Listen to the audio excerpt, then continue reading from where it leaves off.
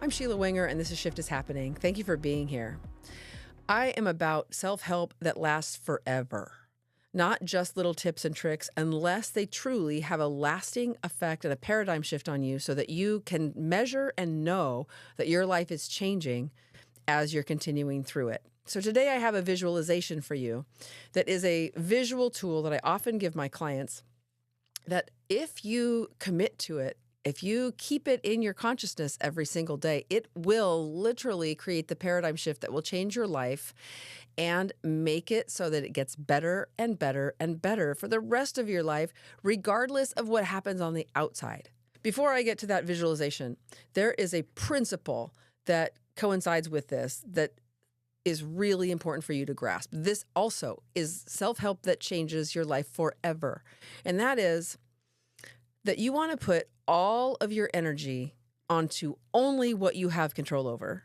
And you want to take all of your energy off of anything that you don't have control over. If you absolutely know that you don't have control over something, then it gets 0% of your energy. Because otherwise, it is wasting your power. It's wasting your efficacy. It's wasting your gifts on something that's going into a black hole because you have no control over it. So that energy then comes all back to you, and you get to put that into, let's say, the presentation that you're going to prepare for that interview. Let's say you're going for a job interview that you really, really want. All of your energy should be going into the preparations that you make, the state of your being that you're going to take into that interview, and not any thought, not any feelings get any dedication to what they'll think of you or how many other people are going to be applying for this job. You have no control over that, and you have no control over what they're going to think of you. So if your mind starts to take you into those places, you have every ability to say, oh, that's a waste of energy. Never mind. And tell your thoughts not to bring you that because it doesn't do you any good. Every time you do that, now you are creating a submission from you. That voice in your head is submitting to you. And you're saying, we get to put our energy on getting this resume dialed in, getting it all pretty and organized and easy to look at, making sure that we have all of our strengths on there. We're not missing anything. Then we've got time left over to think about how do I want to feel when I've left that interview. And then you can dedicate some time to envisioning feeling like that was the best interview you ever did. And then what made it like that? So beginning with the end in mind is a great tool for, if I feel amazing after that interview, what will have happened? And then you think, well, I would have felt comfortable and confident. What makes me feel comfortable and confident? Well, usually when I go running that morning, or if I've eaten just the right breakfast and I've got that one outfit that feels the best. Because you began with the end in mind, now you are starting to build the day that you are going to have that's going to make you have that kind of an interview. That's all stuff that you have control over. So now you are full throttle, full power, getting that resume done, getting that outfit picked out, getting your body in the right state of being, and so that you can walk in there confidently. Okay, this applies to so many things. Let me apply it to a different situation, a dating situation. If you're meeting somebody new and you put your energy on what you don't have control over, that date will not go well, nearly as well as if you keep it focused on what you have control over. You do not have control over whether they like you or not. You do not know what goes into that date's head, what they're looking for. I mean, you might have a few clues on that, but if you're dedicating your energy to say the things that you know will make them like you, then you are manipulating them. You are not being you. And even if that relationship goes great at the beginning, you're going to eventually have to turn back into you, and then they may or may not like you. Or you can keep faking it in that relationship, at which point you will never know that you are valued and appreciated for you. You will know that they like you because of what you're faking it. So putting your effort in a date onto what puts you in the best state of being, so that you can feel like yourself, speaking honestly and open-heartedly about the things you care about, that you value, asking interesting questions about them to see if they are a match for you. At base level, you either are compatible or are not compatible. And you won't know until you go and be yourself. So in any challenging situation, we can remember, I'm only going to put all my effort into the things that I have control over. If I'm putting energy on the other thing, it's time to stop doing that. So it's wasting and depleting my energy. Okay. That alone is amplifying your power. Here's a visualization that goes along with that idea and with a paradigm shift that if you're truly willing to make it, I'm telling you, it will change your life for the rest of your life.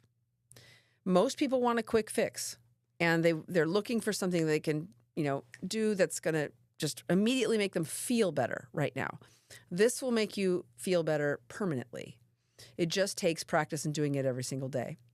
So we are walking around on a planet where all kinds of things happen that we are not in control of.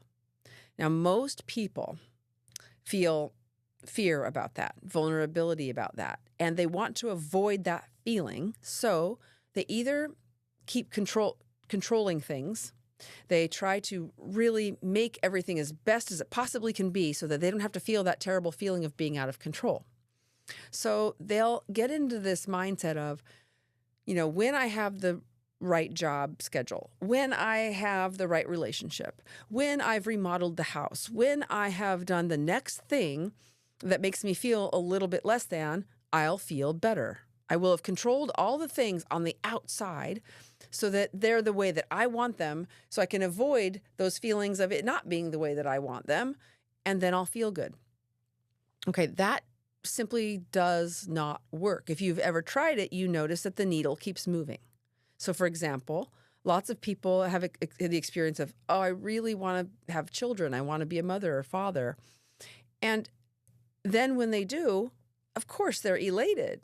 But are they happy for the rest of their life because they had those children? No, it brings joy and elation and complication and financial obligation. It brings another complex set of circumstances that overall they're probably happy to have, but on the daily, it's a pain in the butt sometimes. So they didn't make them arrive long-term into full-blown happiness. Now that those children, now what if they're not happy? Now I've tripled the amount of happiness I have to manage. It's none of these things will do it from the outside in. Not the next relationship, not the house remodel, none of them. Not the perfect outfit, not losing 25 pounds. None of it will do it. And it becomes an addiction. It becomes a way of life because we're thinking outside in. It'll happen on the outside. And then that becomes the way we are. And we just become looking for the next target. So the visualization that helps you move out of that paradigm that does not work is this. I want you to realize that you always, only, ever have control of your own actions, thoughts, and feelings. You never have control of anyone else's actions, thoughts, or feelings, anywhere, even the closest people to you. And you have no control over the events that happen in your life other than how you influence them by how you act, think, and feel. With that in mind, there's a visualization that can help you remember that at all times. And here's what it is. I want you to imagine that you live in a sphere, a transparent sphere with a transparent barrier, and that you are moving through your life that way all the time, everywhere you go, no matter what you do. When you remember that you live in that sphere, that means that you're staying in your own business, which is always, only, ever the influence you have in your life. My thoughts, my actions, my feelings are mine to manage and share and be authentic with. And then I'd like you to visualize that everyone else is also in their own sphere because it is their job to manage their actions, their feelings, and their thoughts. It is never yours to be in their bubble. If this is resonating with you, like, subscribe, and please leave a comment down below. I'd love to hear from you, and I'd love for you to interact with my channel. That way I can tailor to topics that you are interested in. Okay, so that visualization of everyone else being in their bubble and you in your bubble will remind you that you only belong in yours. So when you have this typical experience of thinking, oh, if I do this, what's he going to think? Wait a minute. You just went into his bubble. You are not in charge of how he thinks of you. And if you start thinking about how he perceives you and acting the way that he would like you to, you've lost all of your power, because your power lies in your authentic self. Your being, your best way, your most authentic way of being is when you have your most power. And we can never predict for sure or control what anyone else thinks of us. And it is their job in their bubble, if we come across a certain way, to convey that to us and communicate with us. So if, for example, I walk around being my best version of me, managing my feelings so that I don't do something in a reactionary way. I'm managing my own feelings, so I make sure that I'm in a good space before I go to work. I'm in a good space before I face a client. I am honest with my family about how I'm feeling so that they can be prepared for what I'm going through. And I I inadvertently rub somebody the wrong way by doing that. In their bubble, I've bumped up against them somehow. If they don't tell me and they just shut down and they avoid me, that's on them. It is their job to authentically convey to me what's gone on. And so now, since I've done something, and now since then they're avoiding, shutting down. I don't know what's going on with them, but I can look in my bubble. How's that affecting me? Oh, I feel like maybe I've offended them and I don't know how. Okay, that's mine to do. So I reach out to that person. I say, I noticed that since Tuesday, I feel like you've been cooling and avoiding me. And it made me reflect on whether I did something to offend you. And I have no desire to do that. In fact, I really value you. So would you do me the honor of being honest with me if I did cross a boundary or something? Because I would want nothing more to repair than to repair that if I could. That's all my bubble business. I did something, I noticed a reaction. I have no idea, except for how I can perceive that, what's going on. And my job is to convey my honest feelings about it and intentions, so I can authentically share that with my friend. Now, if they continue to say something that doesn't match their actions, like, no, I'm totally fine. I'm a good enough reader of body language to know that that's not true, or to feel that it's not true, not to know for sure. And they continue to do that. I'll say, well, wow, I'm still feeling like there's a bad vibe between us though. Nope, I'm good. At some point, it's not my job anymore. I've reached the olive branch out. I've been authentic. Now their issue is in their bubble and they have to deal with it because I've done everything I can. I can't chase them around and make them tell me. So if they're not going to, then that is now their responsibility in their bubble. I've checked my sphere. I've done everything I can. I've been authentic. I reached out in a way that was true. I showed them that I cared and I valued and I didn't want to offend them. And they are not letting me. All right, now it's time for me to let that go and know that that is a them bubble, their bubble issue. And now I don't have to carry it around anymore. I only have to look in my bubble. Did I do everything authentically and honestly? And I did. So I'm clean. And now I have to go on. Now, if my thoughts are going to keep bugging me, oh, I wonder what he's thinking, or I have a responsibility to tell them I've done everything I can do so that they don't keep bringing me those thoughts when there's nothing more for me to do. And when that happens, one little phrase I like to use is, I've already done the calculus. I've already checked in. I checked all the boxes of my job, and that's all I can do. Now I'm going to go on with my day, and I'm going to be clean. And it is now in their court. Yes, I'm aware that they are probably, in their own bubble having some turmoil. And that's not on me because I already did my job within my sphere. Okay. Now, when we are walking around in our spheres, sometimes life does hard things to us that give us very strong feelings, very difficult feelings. We can be totally depressed. We can experience deep loss. We can be hurt or offended by others. Life is not just a cakewalk. So when we have difficult feelings and difficult circumstances, how does this visualization help us? Because the only thing I ever have control of is how I handle the feelings that going through life gives me. Now, if I am aware that I'm always only ever dealing with that, then I don't ever have to ruminate about how to prevent everything that could ever hurt me. My power is in preparing myself to be able to handle whatever hurts me in life, because it will. It'll hurt us sometimes, and it'll sometimes bring us absolute joy and elation.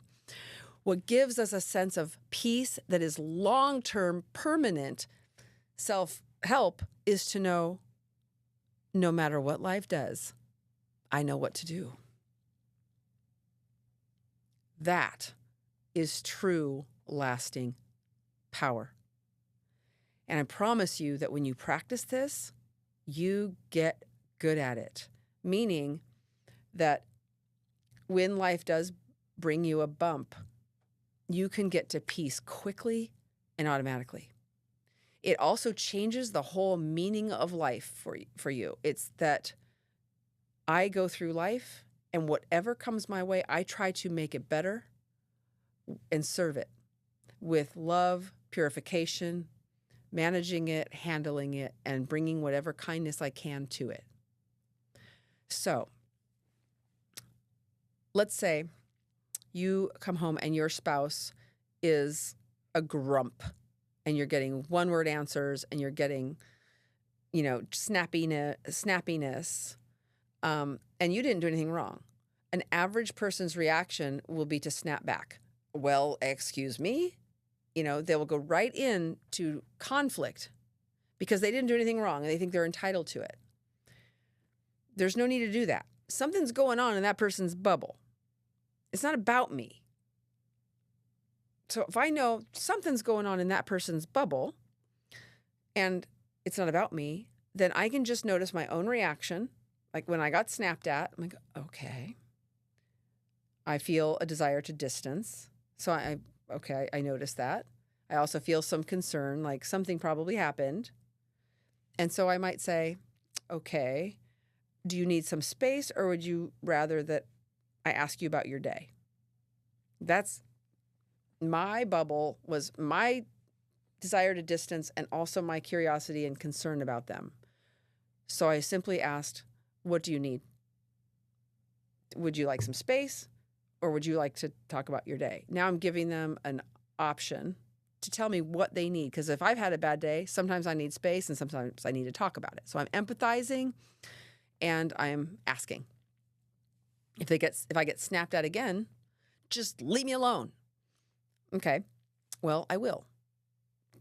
That's a very clear message. And what the average person will do is snap at the tone that they came at me with. Instead of snapping at the tone, I'll just take the words and make them neutral. Just leave me alone. I just need time. I just need space. Okay, so I will do that. And now, because I'm honoring what I've been told from that person's bubble, I'm going to go and be alone and do my own thing. And since I've been snapped at and I didn't do anything to warrant that, it is in their court now. So I will leave them alone. I'm not going to pout. I'm just going to go and do my own thing. And then when they have calmed down, I know that they'll come to me. And if they don't, then my next thing in my bubble is to wonder, okay, why aren't they coming to me? But it's still in their bubble that they snapped, and the last thing I was told was distance. So I'm clear and clean to give that distance. The reason that this visualization is so powerful is because we always only ever have to deal with ourselves. If we think we're dealing with something on the outside, we're actually not dealing with what happened on the outside in the world. We're dealing with the feelings it gave us that we need to manage. We live in this sphere. So now our feelings need our attention to heal them, to give them compassion, and to work through all the way through us to change us. Let's take a really, really, really hard emotion. Grieving is terrible. Grieving the loss of a loved one is the worst kind of grief, but there's other smaller griefs in life. Moving into a new transition of life can be really hard. Empty nesting can be a really hard transition. Adjusting to a baby when you had all of your time to yourself before can be a really difficult transition. And there's grieving involved, even though you may be thrilled to have your baby, of the old lifestyle that you used to have that you probably took for granted. So grieving is when we have to grieve the loss of something that we're not going to get back. And if that's in our sphere, we have to cry. We have to mourn, and there's no other way about it. So until we do that, we're not going to move through our lives very well. So on the outside, life gave us this life transition, this loss. We can fight against life, or we can just deal and handle the feelings that it brought up in our bubble. That is the practice. That is the practice. We are not in charge of life and what it does to us.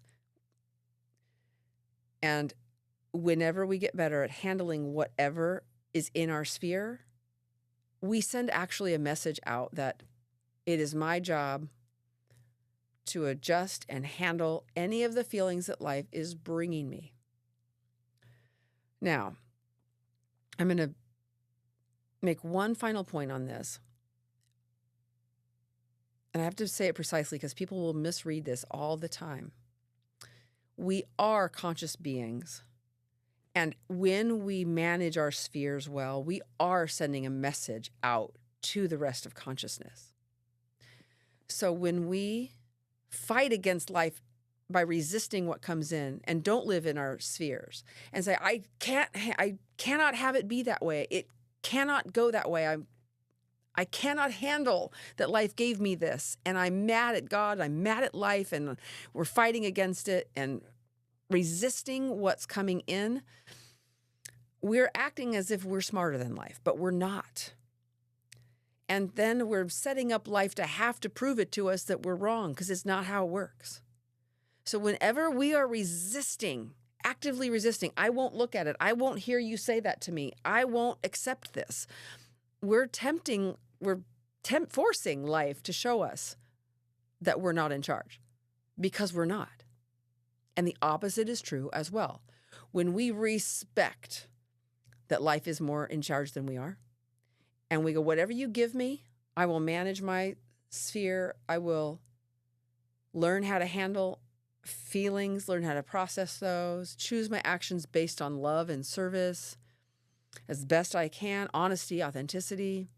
The message we're sending out to life is, I respect you. You are brilliant. You brought me here. I didn't have anything to do with it as far as I know. And here I am. You know something I don't know. I will do my best to flow with you. Then life starts to flow. Not only that, but you start to strengthen, and you start to know that no matter what happens, I know what to do in here. This makes you fall in love with yourself. You truly will start to love who you are for being that, and for knowing that, yeah, life will bring you challenges and you will rise to meet them. When someone is in love with themselves in that way, they attract love. They automatically give love. They attract it, give it. All their relationships based on authenticity flourish because they don't have blockages in the way of them and their loved ones. So this visualization of your sphere is the answer to everything in the long run. It's the ongoing practice that is the self-help that will make your life work in every way. The hard part is committing to it. Just listening to this will do nothing for you unless it haunts you, and then you take it with you. If you just listen like, okay, well, something you just half-heartedly listen to, it will do you no good. But when you keep it with you, when you're in a moment with a person and it's got conflict, and you simply go back to your sphere and you say, I am feeling this way and I'm afraid that maybe I've upset you and I didn't mean to. Would you please tell me maybe how you experienced that? You're not snapping. You're not creating a conflict. You are serving with love and healing and understanding that will flourish in your life. If this resonates with you, your life will change. And comment, let me know what it's doing for you, how it's changing your life. Comment and give me an idea of what kind of challenges bring this up for you and how it's helping you. Let me know that it matters to you. Like, subscribe, and put a comment down below. Thanks for being a part of my channel.